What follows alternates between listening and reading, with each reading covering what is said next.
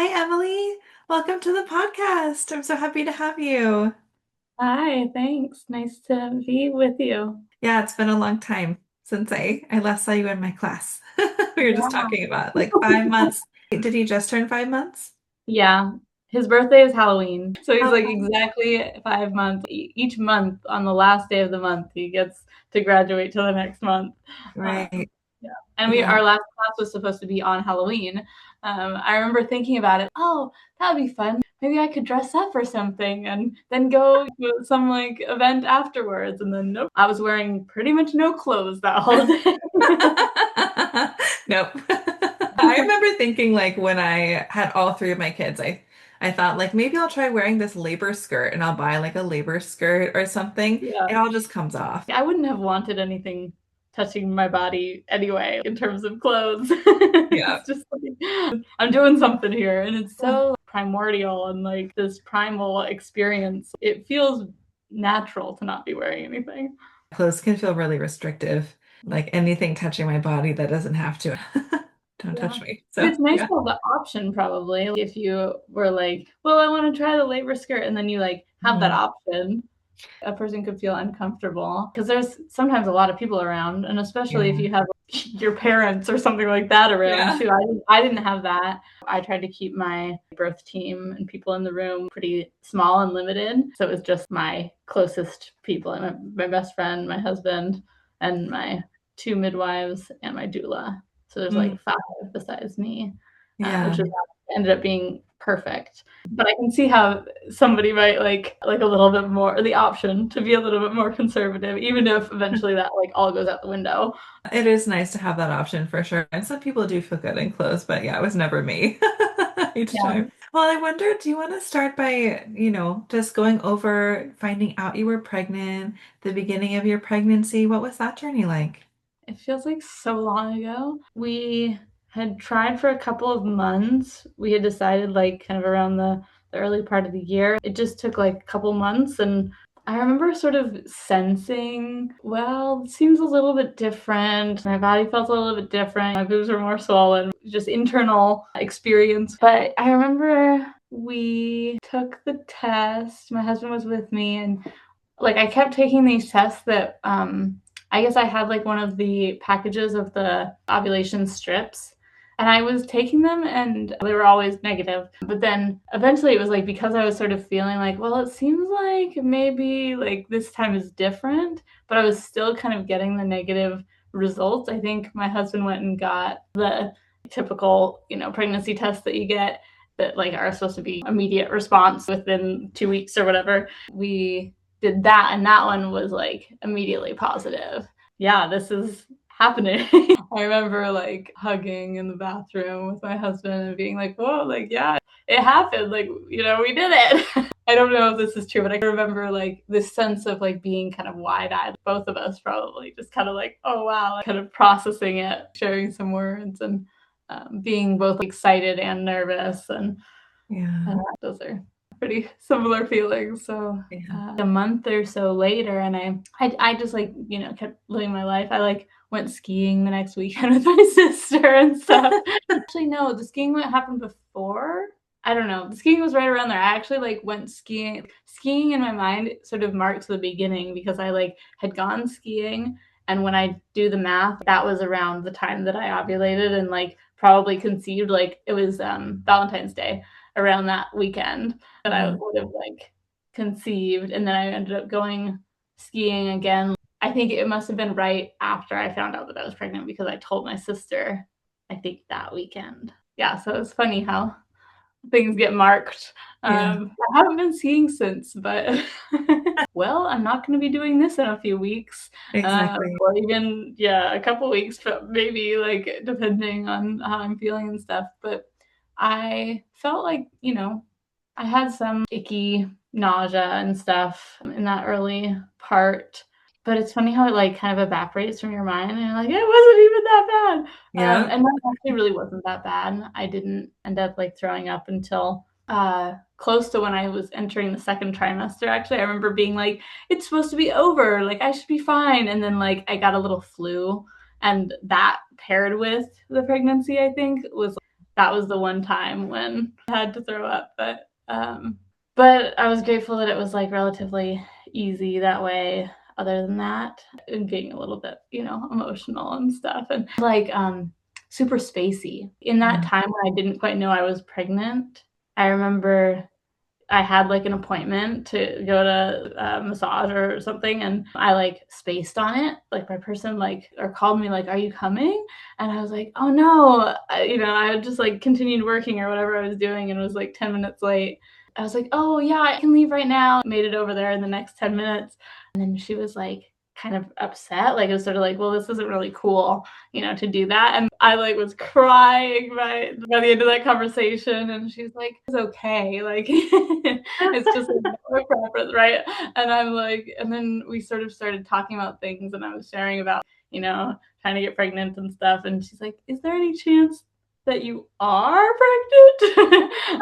And she's like starting to put her hands on me, right? And like maybe getting some sense from the whole context of things. And I was like, yeah. And funny how like that kind of like changed the whole tone of it. Right. Where, like I could like kind of relax and be more like, well, I'm just gonna like experience my feelings and accept that things don't always go the way that you kind of envision them or want them to, or you Yeah. don't always everybody else's expectations. Yeah, and that lesson stayed, continued to get driven home every little while I was pregnant, because we went in from a couple of ultrasounds, which I didn't realize. You basically are supposed to like book those as soon as you find out you're pregnant. Yeah, people don't know that if you want to get that early Um, ultrasound, sometimes, yeah, you want to get in It takes soon. like a month maybe to get in. And then, Yeah. yeah, so that was, I like remember around 6 weeks being like, oh, maybe I should like call and schedule an ultrasound. And then when I call, they're like, well, you know, we like to get people in between 8 and 10 weeks, and our nearest opening is at 12 weeks for you, right? So I was like, well, I mean, I'll take it, like, of course, but it was sort of a, oh, apparently I should have done this earlier. Even though, yeah, nobody, like, I don't know, I hadn't studied that. I didn't, this isn't told to you ever in school or anything until you take a birth class, which you're not going to do until you, like, Yeah. are already pregnant and hopefully have had that. But yeah, and also, like, such a state to, like, to be thinking even about that when you're just getting pregnant. We went and did that, and that was very sweet because even, like, at 12 weeks, right, you can just, like, see the little fish in there who's starting to look like a human already, and it's so cool. But the second ultrasound, was it? I think it was the second one. He's like a little fish in there. And then but then at, like, 20 weeks, or it might have been, like, 21, 22 weeks. That one was the really cool one because it's like you can really see the little guy being, being a little baby in there. Like he's like swimming around, but he doesn't have a tail anymore. And he's like doing his thing. And that's the one where they tell you, right, if you want to know whether it's a boy or a girl, they can see that genitalia. Strongly thought that we were going to have a girl. Like we were like, of course, like we're getting pregnant, we're having a girl, of course. Just like years of lead up kind of thing. And so then and they're like, you want us to tell you? We're like, yes. And they're like, looks like a penis, right? Like that's a boy. And we're like, what? Which is like again like one of those like washes of expectations where it's like that like takes some reorganizing to kind of Right. orient around, even though it doesn't matter. Like it doesn't ultimately matter, but it is like different, right? And you kind of, at least for me, I like really was struck by, I don't know if it's bias or just like preference or just different ideas around what it means to have a girl or have a boy, or what those children experience in the world or carry with them or become, even though they can be anything and it doesn't really matter. I like believe that, right? But then when you actually are in that situation, you kind of run into, oh, but maybe I thought I was having a girl, or like maybe I really wanted to have a girl. And that like shifting to, oh, I'm having a boy, like sort of rattled my world. And I remember like crying in the bathroom afterwards because I was like, because it's just like so much. And then of course you're like experiencing the whole like Yeah. of pregnancy and everything too. And I wouldn't trade him for anything. He's so great. Yeah. But Mm. it's, yeah, it's funny how that came about. I had an experience too with my third. I really thought I was having a girl. And then we Oh, did the blood test early to find out. wow. And it said a boy. We opened it up at home. It said boy, and we were both in total shock. And we were like, Yeah, what? And there was that big reorientation that needed to yeah. happen because we really thought we were having a girl for some reason. It's And like you envision also, your whole life of like, oh, yeah, this little girl, and you just picture that. And then when you yeah. find, oh, that's probably not the case. Yeah, we kind of mourned this idea of who our baby Yeah. was going to be.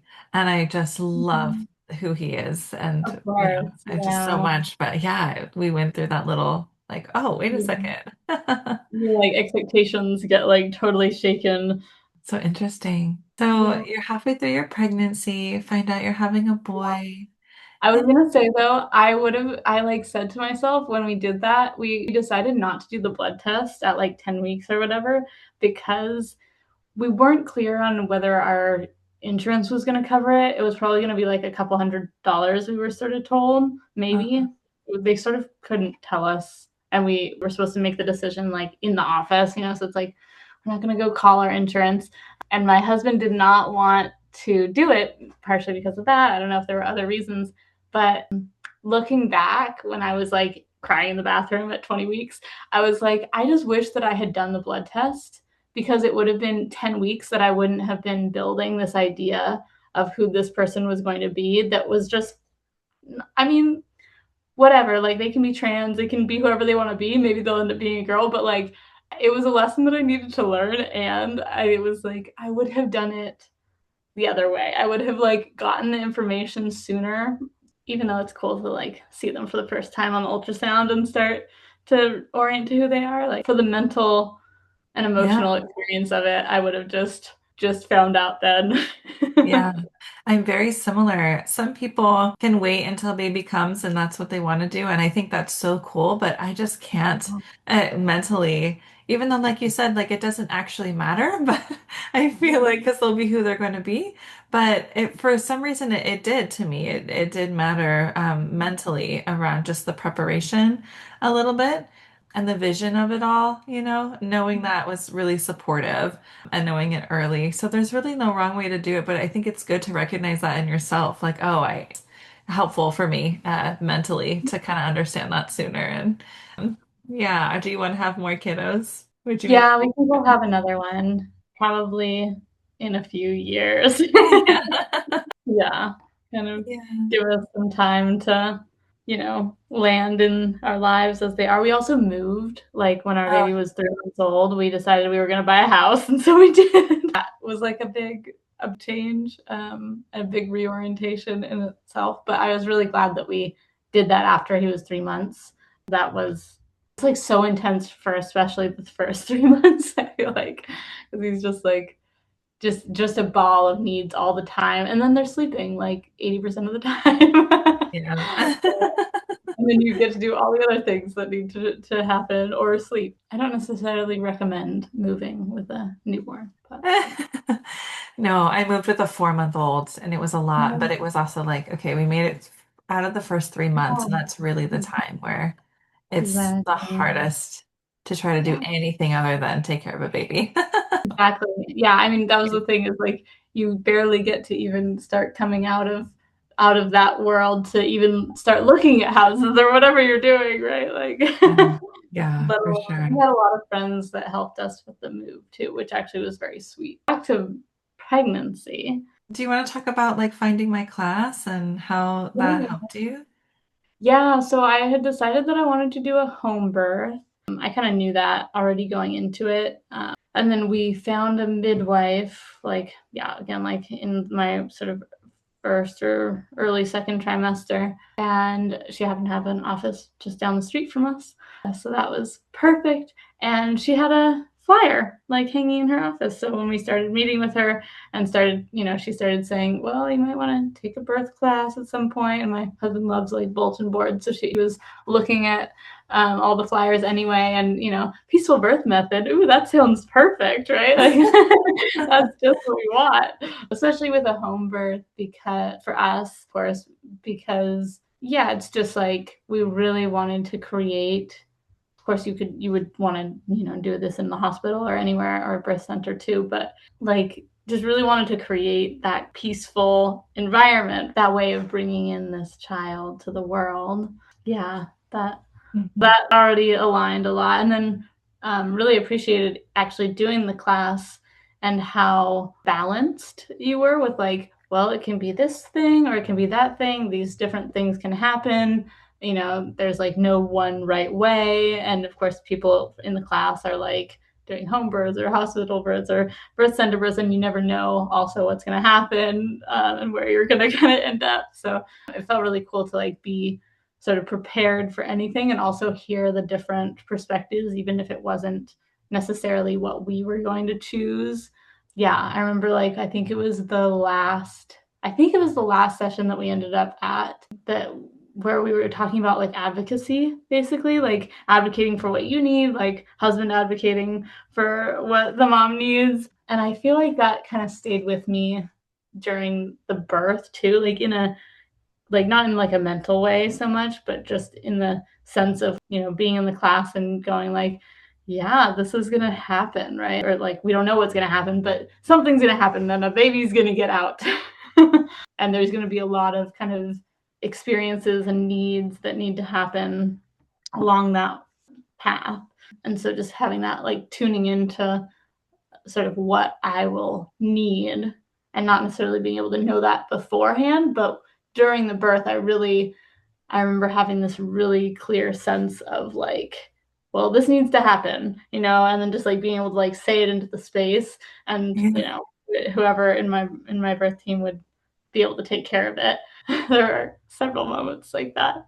Yeah, Um, it sounds like you found the confidence and the tools to be able to communicate what your needs were, throughout the process.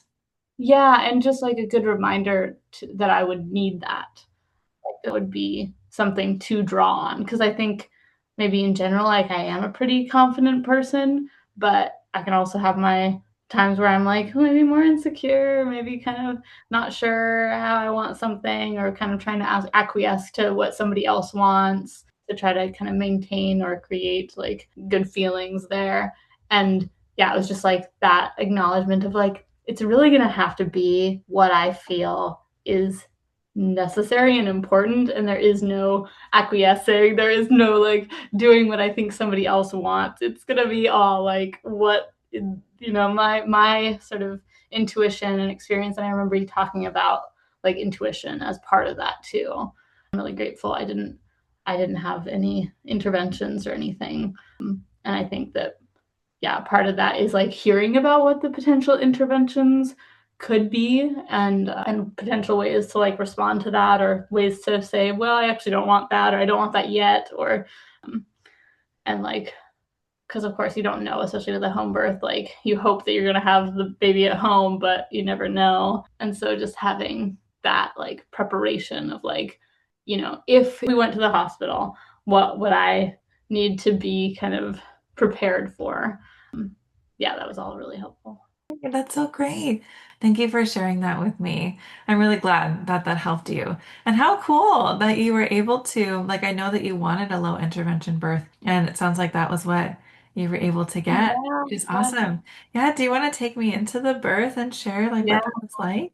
Yeah, well, so it was, the night before Halloween, and we had like, I don't know if we like watched a movie or we just like been hanging out, me and my husband, and we were in bed. We were, all ready for bed. We're like, okay, good night, kiss, kiss.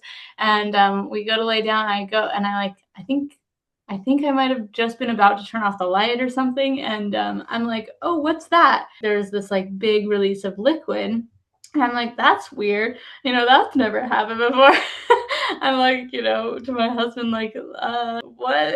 It seems like there was a lot of liquid. Like, maybe my water just broke. And I was talking to him about it before this. I was like, what stands out in your mind? And he was like, well, I so like wasn't expecting your water to break that when it did, I was like, it must be something else. Like it must be something related, to like having a baby right now.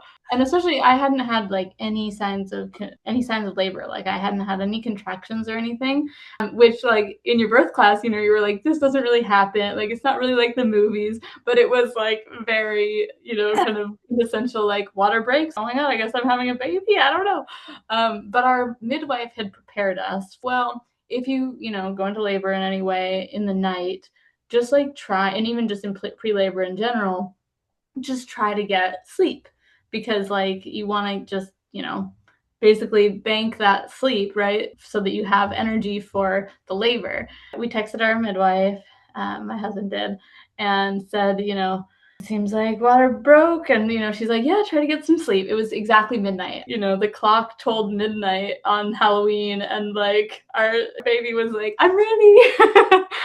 But we text her and she's like, we'll check in the morning. Let's get some sleep. So we all try to go to sleep, maybe dozed a little bit, but it's hard, you're kind of like thinking or kind of excited. And I still hadn't had any contractions, but about an hour in or so, I was paying attention, right? And I started feeling like, okay, well, maybe was that a little contraction? And they sort of started to like ramp up a little bit in sensation.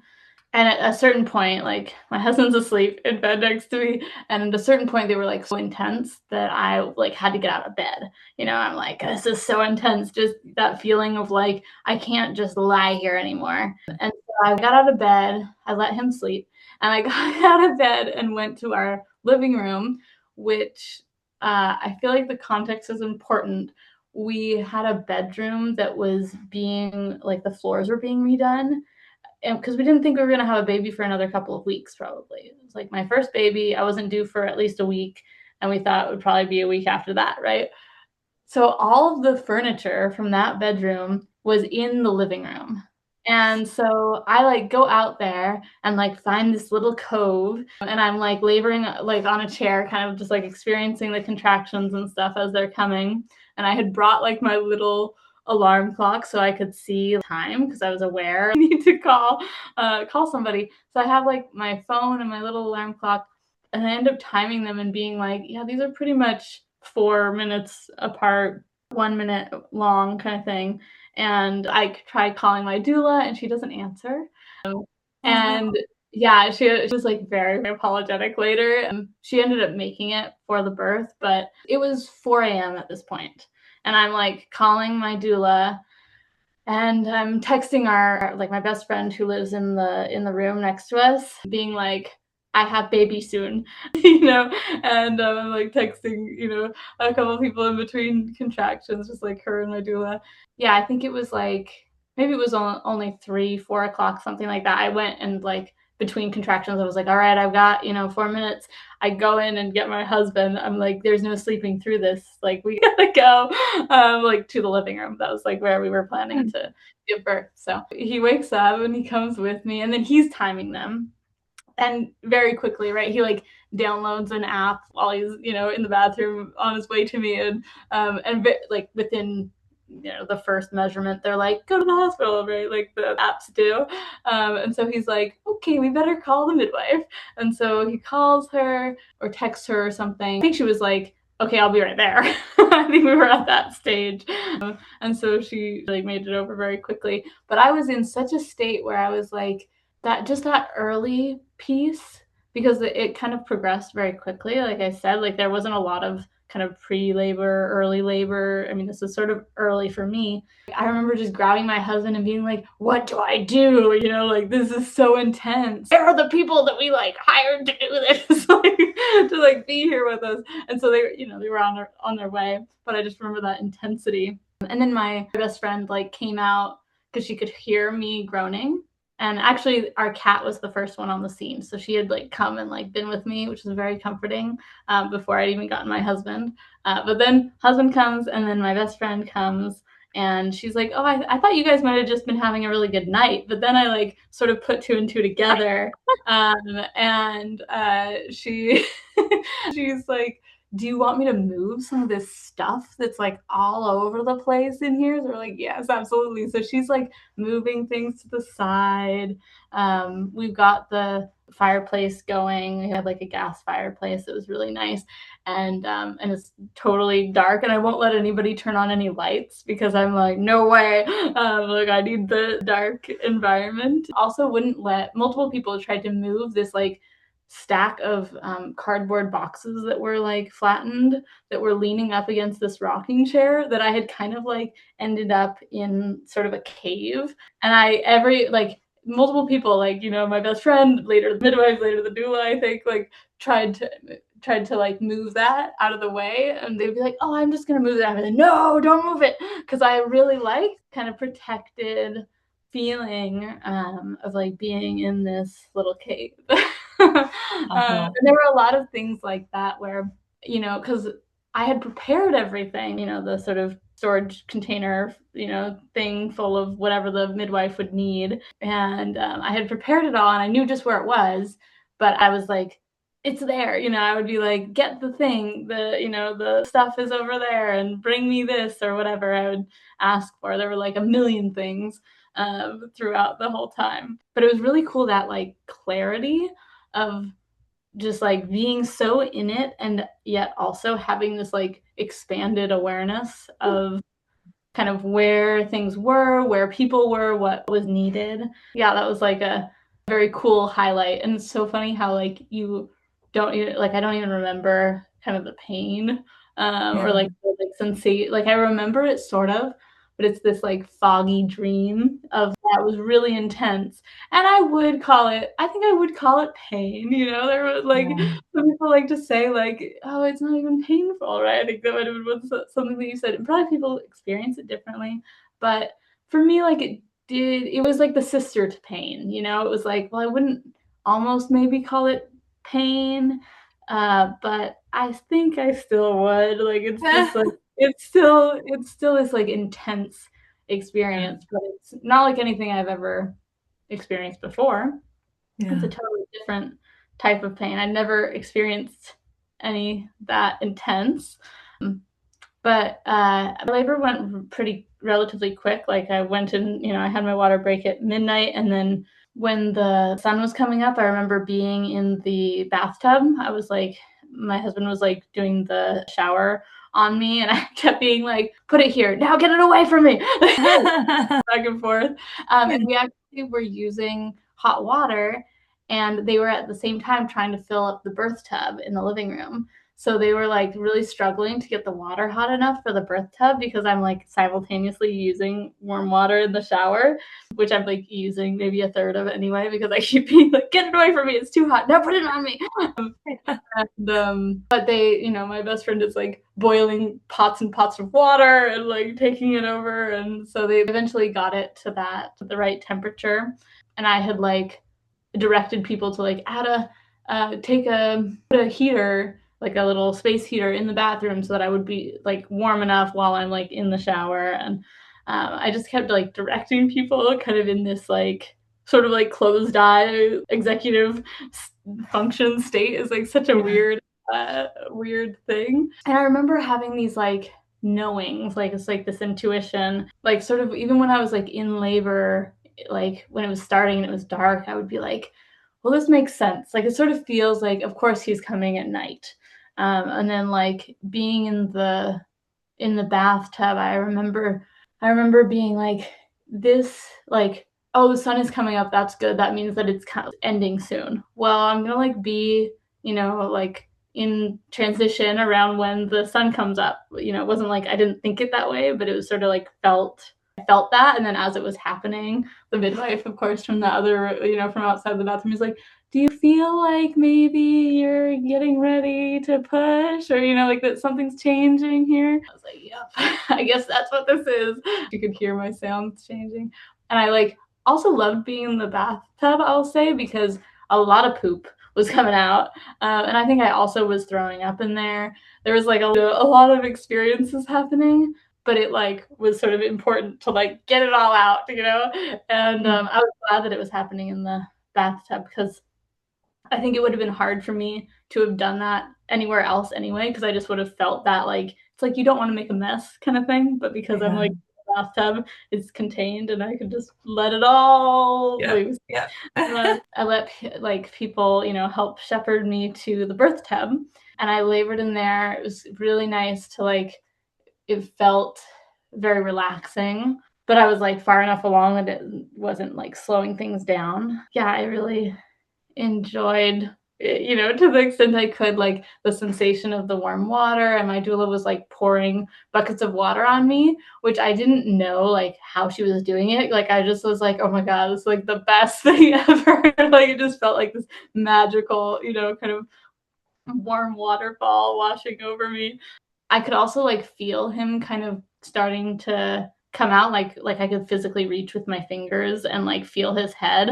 And I kept being like, it was like sort of this dance of trying not to push too hard, but also, following my body and like letting it do the thing. And I was prepared from like the birth class and talking about it for this like kind of rocking, right? It's like, okay, well, he's gonna come out a little bit and then kind of go back and then come out a little bit and come back. And like, but I wasn't really prepared for how long that would feel like it would take. I think it was like probably only, like 45 minutes or something, but maybe it was an hour. It could have been, years. It's just like so hard to space time in that way. But I remember being like, oh, why won't he come out?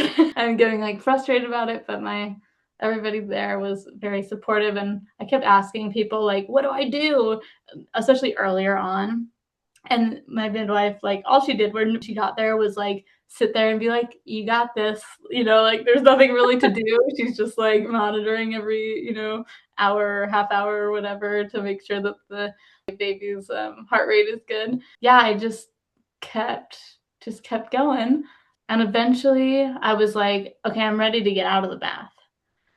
Because I had always kind of had this sense of like, I might not even want the birth tub. Like, I don't know, but let's have it as an option. I was really glad I did.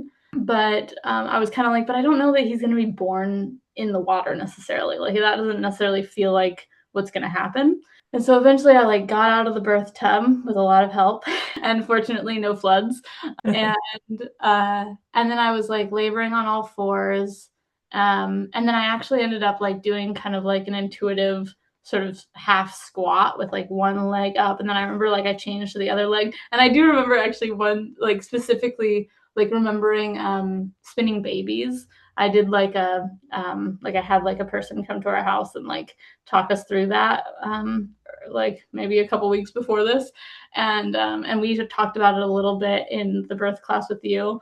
There was a little bit of like just those things where I would think, well, this is happening just exactly perfect. Like this is like, yeah, oh yeah, I remember like hearing that this thing was going to happen this way, or not necessarily this way, but just that this might happen. So it was really cool how everything just felt right. Yeah, and then at the very end, the fun part to like get to, right, is that he actually was coming out.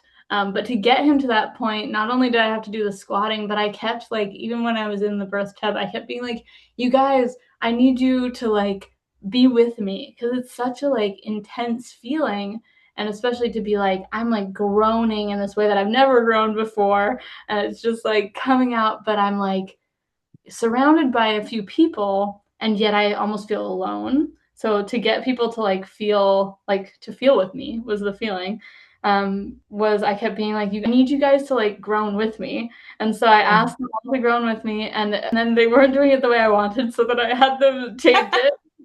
Because it was like, it's one thing to like groan like in this kind of grounding kind of sort of way, and it's a different thing to be like to be where I was at, and like I was like, no, I need you guys like in this like up of like upward energy space with me, like where we're doing something that's intense. We're not like grounding.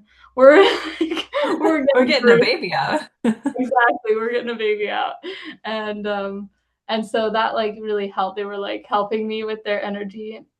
And at the very end, before he came out, I was like, I need the cow. Like, cause what happened was I was like, I wanted to have everybody kind of ohm with me, and I invited them all to, okay, let's ohm. But then instead of ohming, everybody else ohmed. And what came out of me was like a moo.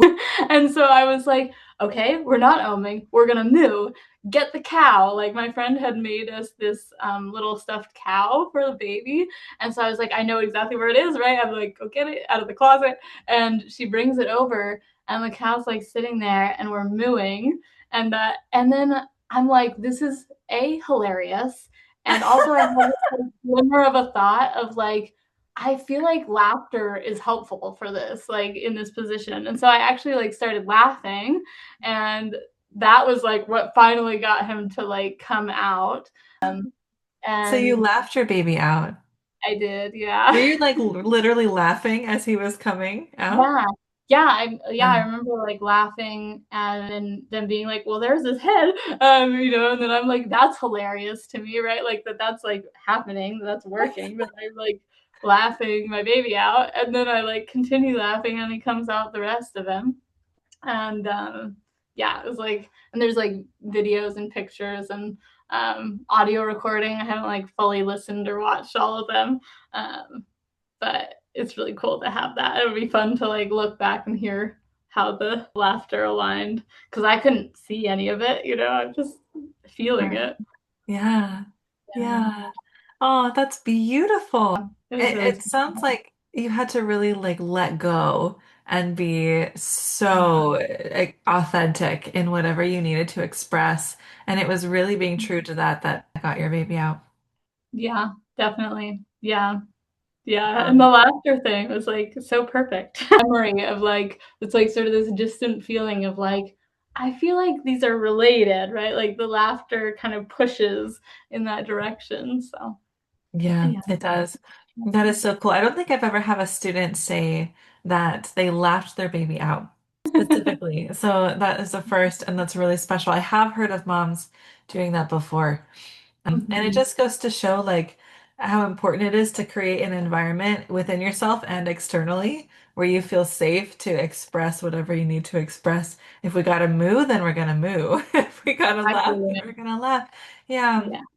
yeah, Yeah, it's totally, and that was incredible. part of why I wanted to be at home, because I knew that I would feel, like, the most comfortable and everything, but I know Yeah, that that's not accessible for everybody. It's a lot to access, yeah. yeah, it's, like, really, yeah, just being able to create that comfortable container was Hmm. really helpful and Hmm. special. Wow, what a beautiful story. I have chills. I can't wait to share this with other mamas. I think they'll Yeah. feel really inspired. We think that pushing is this really scary, hard like experience, you know?